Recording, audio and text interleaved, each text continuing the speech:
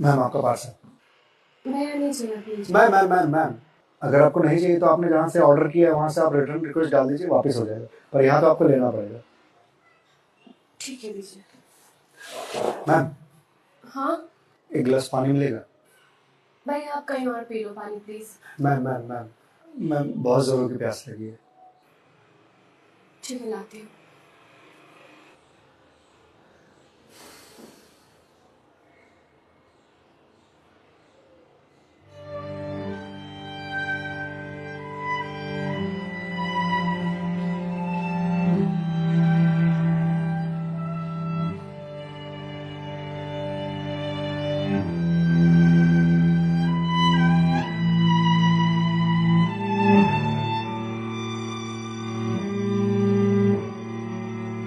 लीजिए लीजिए भैया, देख क्या रहे हैं?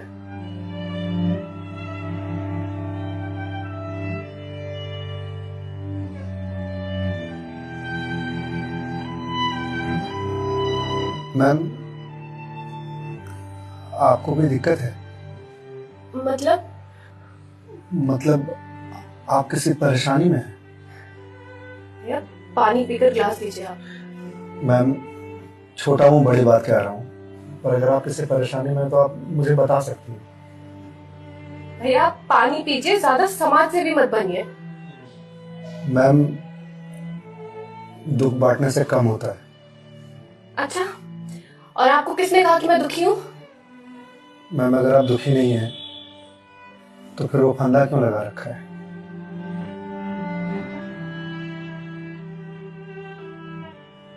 मैम मैंने सुना है खुशियां बांटने से बढ़ती हैं और दुख बांटने से कम होता है। मैम बड़े से बड़ा दुख कम हो जाता है अगर आपके पास कोई सुनने वाला हो। Ma'am ma'am ma'am ma'am please ma'am रोइए मत मैम। मैम देखिए ये तो मुझे नहीं पता कि आपको क्या परेशानी है, पर अगर आप मुझे बताएंगे तो शायद मैं कोई सॉल्यूशन निकाल पाऊँ। नहीं, कोई मेरे लिए कुछ नहीं कर सकता। मेरे पास मरने के अलावा कोई ऑप्शन नहीं है। मैम ऑप्शन तो ढूंढने से मिलता है ना, आप एक बार मुझे बताइए ना, शायद मैं कोई जीने का ऑप्शन ढूंढ पाऊँ आपके लिए। क्यों बताऊं तुम्हें? क्या कर लोगे तुम? मैंने बोला ना, मेरी हेल्प कोई नहीं कर सकता है। मैम आप अगर मुझे नहीं बताएंगे तो मैं वैसे भी कुछ नहीं कर पाऊंगा, पर अगर आप मुझे बताएंगे तो शायद मैं कोई हल निकाल पाऊं। और अगर कोई हल नहीं निकला तो आप तो वैसे भी सुसाइड करने जा रही थी, तो जाने से पहले अपना दुख मुझे बताते जाइए प्लीज।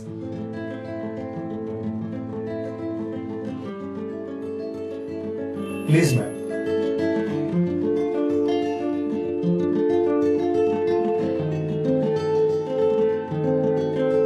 मैं ईएमआईज़ के चक्कर में फंस चुकी हूँ।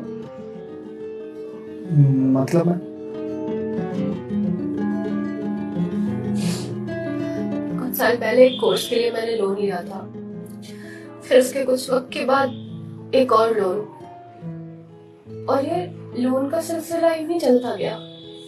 इस महंगाई के जमाने में पैसे की जरूरत तो हर किसी को पड़ती है, मुझे भी थी। मैंने प्राइवेट कंपनी से भी लोन लिए, ज्यादा ब्याज पर, और अब मैं उन्हें चुका नहीं पा रही हूँ। क्यों मैम, आपके पास जॉब तो होगी ना?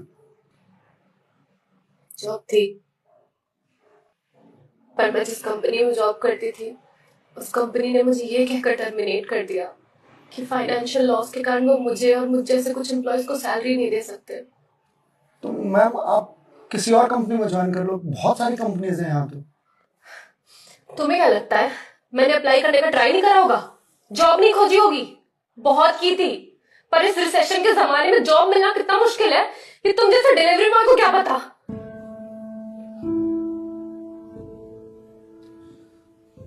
आई एम सॉरी मैम, शायद आप सही कह रही हैं, मुझे इस बारे में कोई जानकारी नहीं। जॉब जाने के बाद मेरे से चीजें हैंडल नहीं हो रही हैं। बैंक से रोज कॉल्स आते हैं ईएमआई भरने के लिए, और प्राइवेट कंपनी वाले फोन कर करके धमकियां दे रहे हैं। मैं इस लोन के जंजाल में फंसती चली जा रही हूँ, और अब मेरे पास सुसाइड के अलावा कोई और ऑप्शन नहीं है। मैम ऑप्शन क्यों नहीं है? आप ये बात अपने घर में बता सकती हैं, अपने पापा को बता सकती हैं। नहीं, मैं ये बात अपने पापा को नहीं बता सकती। क्यों मैम? मेरे पापा रिटायर हो चुके हैं, उनके ऊपर पहले से घर की बहुत रिस्पॉन्सिबिलिटीज है। वो मेरी शादी के लिए पैसे भी जोड़ रहे हैं। मैं उनसे किस मुंह से पैसे मांगू? मुझे पढ़ाने के लिए, बाहर भेजने के लिए उन्होंने ना जाने रिश्तेदारों से कितने ताने सुन होंगे। और अब जब मैं उन्हें ये जाकर बोलूंगी तो लोग क्या कहेंगे? मैम पैसे आपको अपने पापा से मांगने हैं या लोगों से? पापा से लेने हैं। तो फिर अब लोगों का क्या है? लोगों का तो काम है कहना, वो तो कहते रहेंगे।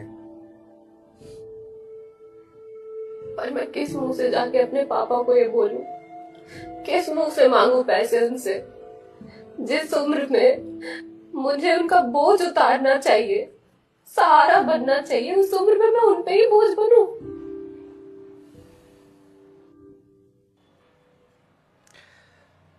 मैम एक बात बताएंगे, बचपन में आपकी सबसे फेवरेट चीज क्या थी? बचपन में मुझे साइकिल का बहुत शौक था। तो मैम आपको साइकिल किस एज में मिली थी? यही कोई 8 साल की होंगी मैं। तो साइकिल तुरंत मिल गई थी आपको? नहीं, पापा तो मान ही नहीं रहे थे। बोल रहे थे गिर जाएगी, चोट लगा लेगी। तो फिर कैसे साइकिल मिली? बहुत जिद की थी मैंने, बहुत। खाना पीना सब छोड़ दिया था। तो मैम साइकिल के लिए जो जिद किया आपने, तो शर्म आई होगी आपको? तो मुझे मुझे क्यों शर्म आएगी? पापा है वो मेरे, उनसे जिद नहीं करूंगी तो किससे जिद करूंगी? तो मैम जब बचपन में साइकिल के लिए जिद करने में शर्म नहीं आई तो अब क्यों आ रही है? मैम अभी आपने कहा कि आपके पापा आपकी शादी के लिए पैसे जोड़ रहे हैं, और आप तो यहाँ सुसाइड कर रही हो, तो वो उन पैसों को क्या करेंगे? या उन्हें ये जानकर बहुत खुशी होगी कि उनकी बेटी ने शादी का बोझ हल्का कर दिया उनके सिर पर से।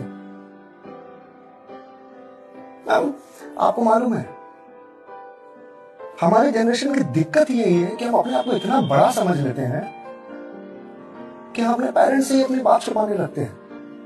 कभी ये कहकर कि पापा मम्मी नहीं समझेंगे, या कभी ये कहकर कि मैं उन्हें परेशान नहीं करना चाहती, या कभी ये कहकर कि हम दोनों की सोच नहीं मिलती। एक बार आप अपनी दिक्कत अगर अपने पेरेंट्स से शेयर कीजिएगा ना, तो आपको जीवन में फिर कभी सुसाइड करने की जरूरत नहीं पड़ेगी, या मेरे जैसे किसी अनजान से अपनी बात शेयर करने की जरूरत नहीं पड़ेगी। प्लीज मैम एक बार शेयर करके देखिए, उनसे बेहतर दोस्त इस दुनिया में कोई नहीं हो सकता। प्लीज मैम एक बार ट्राई कीजिए, प्लीज मैम।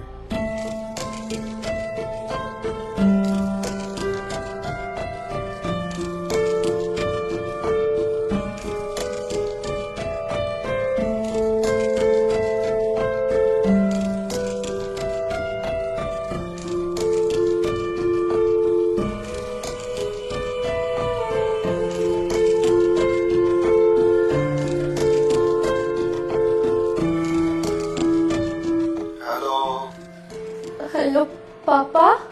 हाँ दीदी बोल, कैसी है बेटा? पापा मुझे आपसे कुछ बात करनी है। हाँ बोलना बेटा। पापा मैं क्या हुआ बेटा? पापा मैं बहुत परेशान हूँ। हाँ तो मुझे बता ना, किस लिए परेशान है? अदिति बेटा रो क्यों रही है, बता ना क्या बात है? पापा वो मैंने बैंक से लोन ले रखा था ना,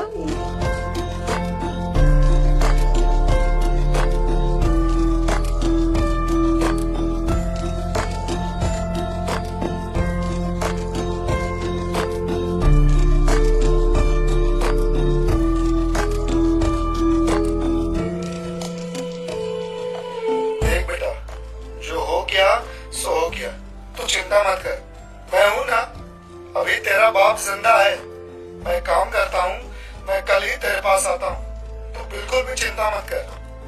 हाँ पापा, आप प्लीज आ जाइए।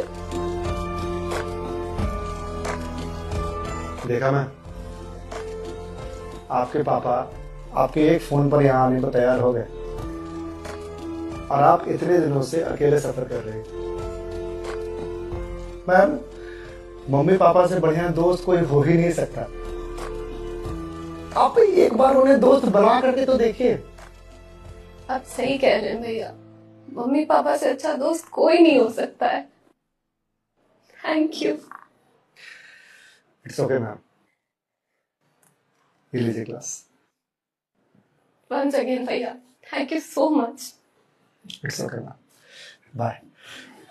मैम, जी मेरे पास आपके लिए कुछ है, ये रुकिएगा, मैं थोड़ी देर में आता हूँ।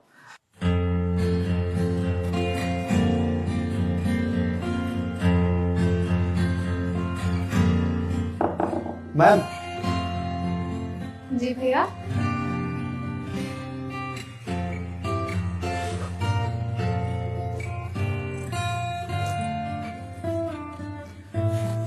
मैम, ये आपके लिए। भगवत गीता? जी मैम। मैम, 2020 का साल मेरे लिए बहुत बुरा था। कोरोना में मेरी जॉब चली गई। पहले के कुछ महीने जो थे वो तो सेविंग्स से निकल गए, लेकिन उसके बाद के कुछ महीने बहुत ज़्यादा टफ था। मेरे ऊपर भी आपके ही तरह बहुत सारे EMIs थे जो मैं पे नहीं कर पा रहा था, जिस वजह से मैं बहुत परेशान था और सुसाइड करने की सोचने लगा था। और एक दिन तो सुसाइड करने निकल भी गया था, लेकिन पापा ने मुझे पकड़ लिया। पहले तो बहुत डांटा,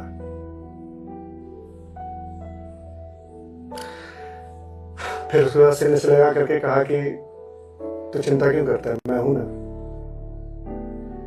उन्होंने ही मेरे सारे बिल्स पे किए और उसके बाद ये भगवत गीता दिया मुझे और बोला, बेटा जीवन में जब भी कोई परेशानी आए, किसी चीज का हल ना मिले तो ये पढ़ लेना। इसमें जीवन की सारी परेशानियों का हल तुझे मिल जाएगा।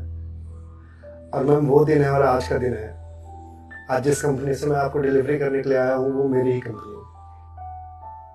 आपकी अपनी कंपनी है? जी मैम। कोरोना के बाद मैंने अपना स्टार्टअप शुरू कर दिया था जॉब जाने के बाद, क्योंकि जॉब मिल ही नहीं रही थी। तो अगर आपकी कंपनी है तो फिर ये डिलीवरीज आप क्यों कर रहे हैं? मैम, मुझे अच्छा लगता है अपना काम खुद करना, और शुरुआत तो मैंने अकेले से ही किया था ना। आज भी जब मन करता है तो निकल जाता हूँ डिलीवरी करने के लिए। और देखिए, आज तो निकलना मेरा सफल रहा, आपसे मुलाकात हो गई। और जो सीख मुझे भगवत गीता से मिली वो मुझे आपको देने का मौका मिला। मैम, वैसे तो बहुत सारी बातें हैं इसमें सीखने की, पर जो सबसे अच्छी बात मुझे लगती है वो ये कि जो समय है ना, ये कभी एक सा नहीं रहता। आज बुरा समय है तो कल अच्छा समय जरूर आएगा। आज अंधकार है तो कल सवेरा जरूर आएगा। इसलिए कभी भी अच्छे समय में इतराना नहीं चाहिए और बुरे समय में विचलित नहीं होना चाहिए। समय है, कट जाएगा। मैम, इस एक थॉट ने मेरी पूरी जिंदगी बदल दी। मैम, तो अब आप पढ़िए इसको, देखिए शायद आपको कुछ और मिल जाए। पर मैम, जो भी मिले उसे लोगों से शेयर जरूर कीजिएगा, क्योंकि कहते हैं ना, ज्ञान बांटने से बढ़ता है। Thank you.